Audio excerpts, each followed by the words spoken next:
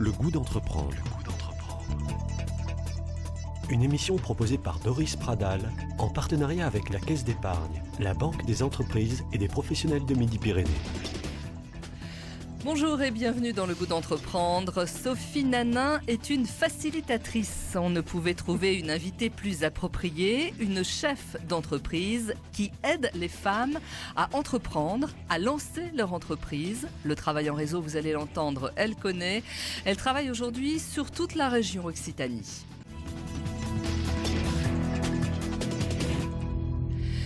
Les femmes ont-elles besoin de prendre confiance en elles pour entreprendre? Elles ne représentent que 8% des dirigeants d'entreprises en France. Sont-elles plus frileuses que les hommes quand il s'agit de créer une entreprise?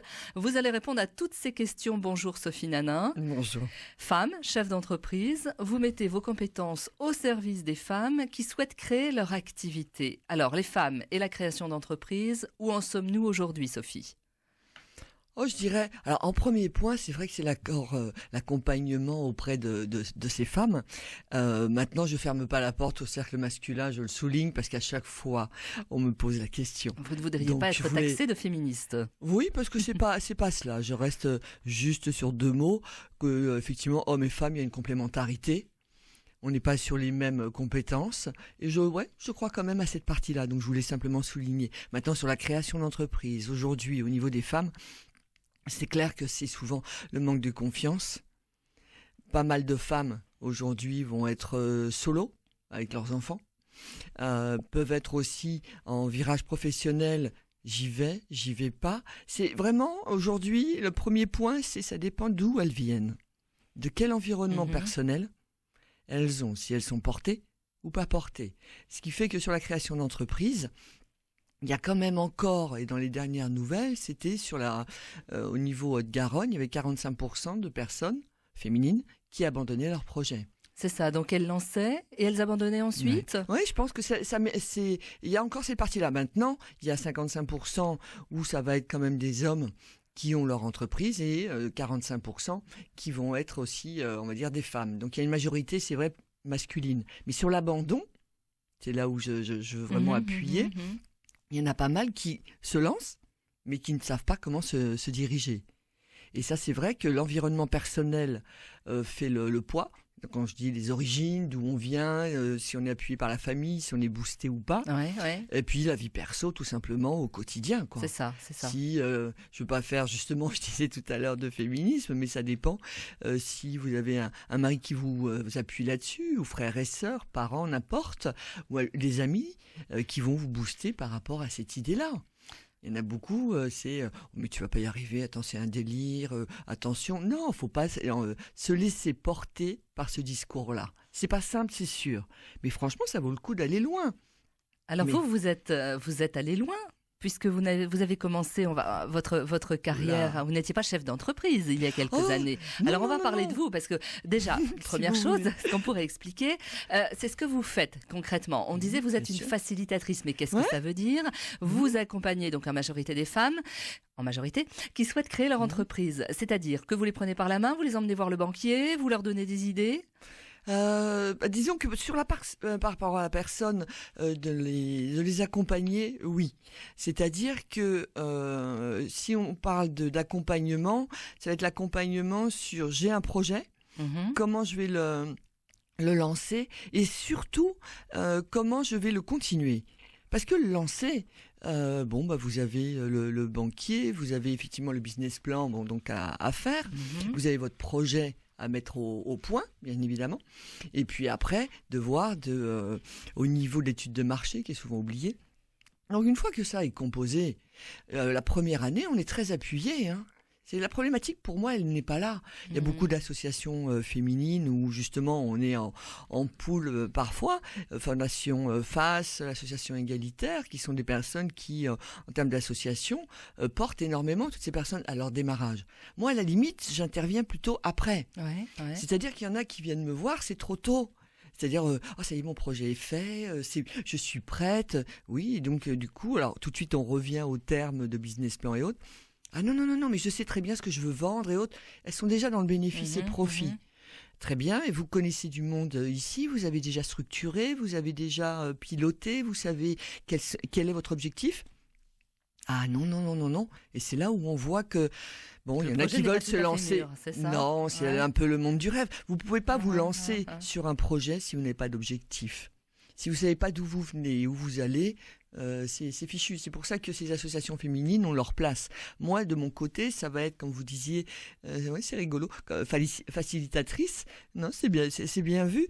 Mais c'est vrai que ça va être de les faciliter dans la démarche. Alors quand vous me disiez, vous allez les emmener voir le banquier, voir l'expert comptable. Ben, en fait, non. C'est-à-dire que souvent, quand on veut voir tout ce monde-là, en gros, c'est 6 mois que l'on met.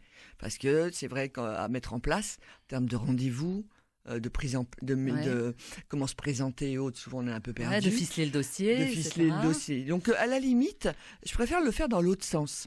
Là, par exemple, le 1er décembre, la journée là, que je fais, qui est la journée Oser entreprendre au féminin, là, chez Haricot, là, c'est justement dans l'autre sens. Il va y avoir des experts qui vont être là. L'objectif, c'est d'anticiper 2017, faire le bilan de 2016, savoir où est-ce qu'on va se diriger pour l'année prochaine. Il y aura avocats, il y aura les personnes en portage salarial, les personnes qui vont être au niveau banque, puisque la Caisse d'épargne est notre partenaire principal. Il va y avoir différents corps de métier, comme le coaching carrière. Et en même temps des personnes qui, celles ou ceux qui ont osé aussi se lancer sur une activité. Et il va y avoir un peu tout ce mélange cette journée-là. C'est-à-dire qu'il y en a pas mal qui sont en virage professionnel ou qui ont lancé leur société. Comme je disais tout à l'heure, quand on le lance au début, on sait où aller, on est accompagné. Mais 2e année, 3e année, on navigue un peu à vue. Puis on est seul dans sa bulle. Moi, beaucoup de gens que j'ai autour de moi sont quand même des consultantes, des profils comme moi. C'est pour ça aussi, je pense qu'il y a une voilà, vous synergie. avez dit le mot juste, que l'on comprenne bien, vous êtes une consultante. Ah oui, par rapport à ça, oui. Même si on doit prendre vraiment le discours officiel, c'est consultante formatrice. En communication opérationnelle. Là, ça y est, référencé à l'ICPF, puisque là maintenant, c'est vrai que on demande de plus en plus pas de certification, mais de papiers officiels, d'agréments et autres. Donc là, c'est fait, je l'ai depuis septembre, c'est bon. On sait qu'en l'année prochaine, il faut aller dans cette direction plus professionnelle. Alors Sophie, donc vous avez commencé votre carrière, vous étiez dans la communication. C'est ça, on l'avait un peu deviné dans votre façon de vous exprimer et de parler. C'est gentil. Donc, dans la communication, qu'est-ce que vous faisiez exactement? En fait, je suis une Parisienne normande exilée depuis 17 ans à Toulouse. Et c'était la partie événementielle dans une agence dans laquelle j'ai travaillé, la partie incentive aussi. Accompagnement des entreprises. Voilà, tout à fait. Donc ça a permis, c'est vrai que sur une bonne dizaine d'années à découvrir, on va dire, tout ce qui peut être créatif, le côté projet, d'équipe, aller à l'étranger, être fédératrice, à la limite facilitatrice peut-être, parce que sur le côté, dans ce cas-là, humain et le côté business, parce que forcément, il y a toujours, même à cette époque-là, on n'était pas au pays des bisounours, et c'était toujours sous cet angle-là que les personnes réalisaient des événements. C'était toujours pour la valorisation de l'entreprise, le renforcer la notoriété, ce qui est vrai encore aujourd'hui, clients, et qu'on continue à faire aujourd'hui, bien sûr. Et donc, à partir de là, c'était de pouvoir, après, aller un peu plus sur la partie régionale. Donc, j'ai fait l'Institut supérieur des arts, une formation, et le stage, un ami qui, en fait, ouvrait l'agence de Voyageurs du Monde, là où je travaillais dans l'incentive, ouvrait l'agence de Toulouse. Et il me dit, écoute, quand je vois Toulouse, comment ça opère, moi j'y suis né, vu d'où tu viens, ça serait intéressant que tu descendes, parce qu'en tourisme d'affaires, là tu viens de faire l'Institut supérieur des arts, c'était la formation pour mieux comprendre le régional, le patrimoine, comment apporter, comment connaître un peu plus notre histoire. Et de là, je suis descendu pour voir comment effectivement réaliser mon stage. Donc je l'ai terminé, et à l'issue de cela, il y a eu des rencontres qui se sont faites, et notamment la directeur de l'époque du centre de congrès Diagora Toulouse, où j'étais embauchée pour rendre justement le lieu pérenne, mettre en place la partie stratégie développement et communication, avoir une équipe qui puisse être, on va dire, fédératrice, être en bonne synergie avec elle. Alors, à quel moment vous vous êtes remise en question et vous avez décidé de lancer votre entreprise? J'ai lancé l'entreprise, en fait, 10 ans à Diagora, quand vous êtes arrivé au maxima de ce que vous pouvez donner. C'était une belle réussite avec l'équipe. À un moment donné, vous avez envie d'un nouveau challenge, un nouveau défi. L'équipe, je l'avoue, même de pas mal de prestataires ou clients disaient bon, vous avez fait le tour, là il vous faut autre chose. Et la question c'était, est-ce que je vais dans une autre société ou est-ce que du coup je me mets à mon compte?